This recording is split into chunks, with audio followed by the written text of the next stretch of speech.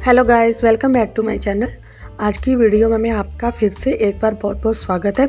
आज की वीडियो में मैं आपको बहुत ही प्यारी ड्रेस बनाना बताने वाली हूं और अगर आपको मेरी वीडियो अच्छी लगे तो मेरी वीडियो को शेयर और लाइक ज़रूर कीजिएगा।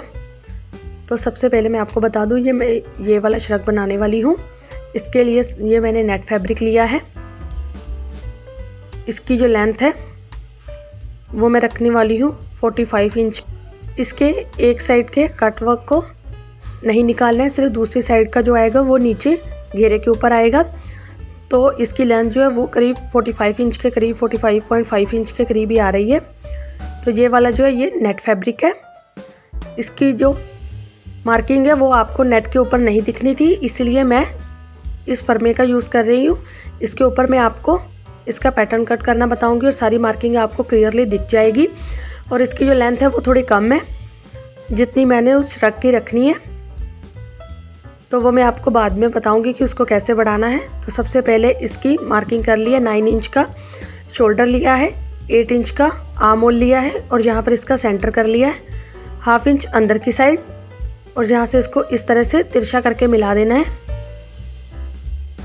और अब यहाँ पर इसकी आर्म होल की शेप आएगी। उससे पहले इसकी चेस्ट लेनी है 10.5 इंचज़ और जो इसकी वेस्ट है वो है 9.25 इंचेस और इसकी हिप आएगी 11.25 इंचेस। और अब इन सभी निशानों को मिला देना है। मैं इस तरह से लेग कर्व का यूज़ कर रही हूँ। और अब यहाँ पर 2 इंच की मार्जिन ऐड करना है। और यहाँ तक तो मैंने आपको इस मेजरमेंट के अकॉर्डिंग बेसिक सा ड्रॉ करके दिखाया कि बेसिक इसकी मेजरमेंट जैसे हम अगर इसकी शर्ट बनाते हैं तो वो किस तरह से आनी थी।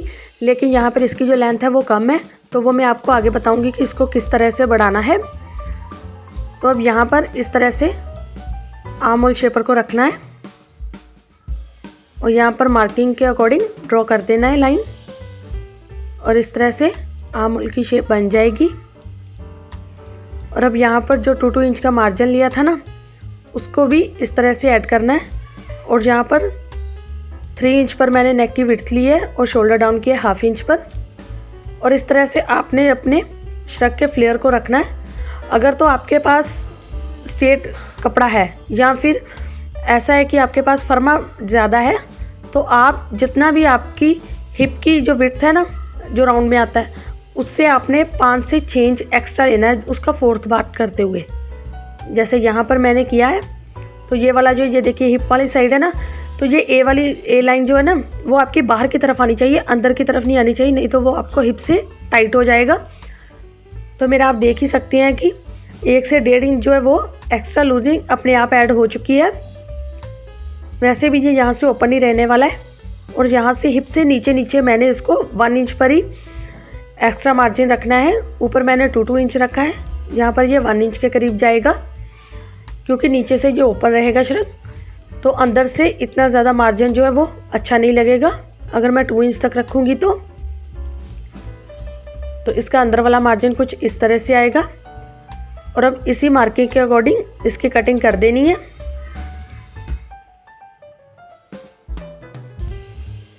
और अब इसी पैटर्न के अकॉर्डिंग सबसे पहले बैक पार्ट की कटिंग करनी है। तो बैक पार्ट को मैंने डबल फोल्ड करके रखा हुआ है और यहाँ पर मैंने एक साइड के कटवर्क को बचाना था और दूसरी साइड पर जितना भी नीचे की लेंथ है उसको मैंने रख लिया है और इस तरह से उसके ऊपर फर्मे को रख लिया है। इसको डबल फोल्ड किया और मेरी तरफ जो है वो बंद साइड है, दूसरी साइड वो है वो ओपन साइड है। अब इस तरह से आपने अपने फ्लेयर को जो है वो एडजस्ट करना है। यहाँ पर ये देखिए, यहाँ पर ये 1 इंच एक्स्ट्रा आ रहा है, जितना भी मैंने मार्जिन लिया था। जितना भी आपने घेर फोल्ड किया है ना, उससे आपने 1-1.5 इंच एक्स्ट्रा फोल्ड करना है मेन फैब्रिक को। अगर तो आप मेन फैब्रिक पर कटिंग कर रहे हैं तो फिर तो कोई बात नहीं है, अगर आपका कॉटन वगैरह का या किसी और चीज़ का फैब्रिक है तो। लेकिन नेट के ऊपर आपको मार्किंग बिल्कुल भी दिखाई नहीं देनी थी, इसीलिए मैंने यहाँ पर इस तरह से की है। और अब बड़े आराम से इसको मेन फैब्रिक को कट कर लेना है इसी पैटर्न के अकॉर्डिंग। अगर आपको इस तरह पैटर्न रखकर कटिंग करने में कोई दिक्कत होती है तो आप इसको पिन्स लगाकर एक बार सेट भी कर सकते हैं, ताकि आपका जो पैटर्न है वो इधर उधर मूव ना हो।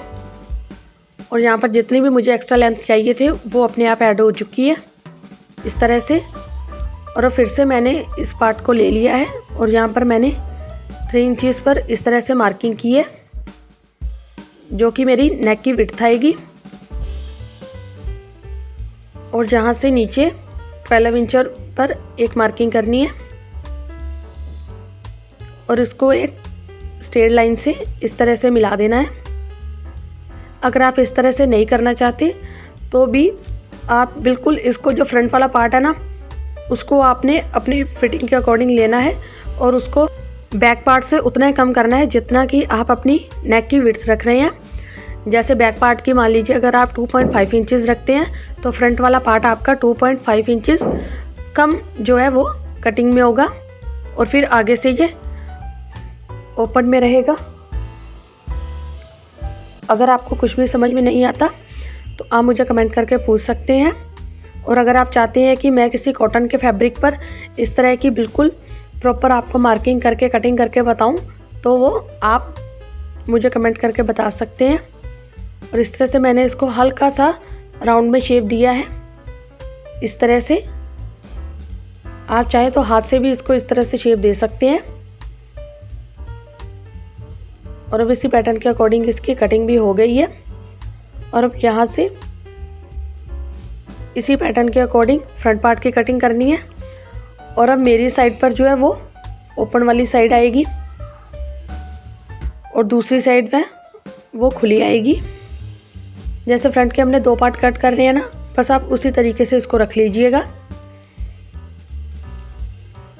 और अब फिर से बैक पार्ट के अकॉर्डिंग इसकी कटिंग कर लेनी है, जिस तरह से हमने बैक पार्ट की थी लेग कर्व को रखते हुए, उसी तरह से फ्रंट पार्ट की भी कटिंग कर देनी है।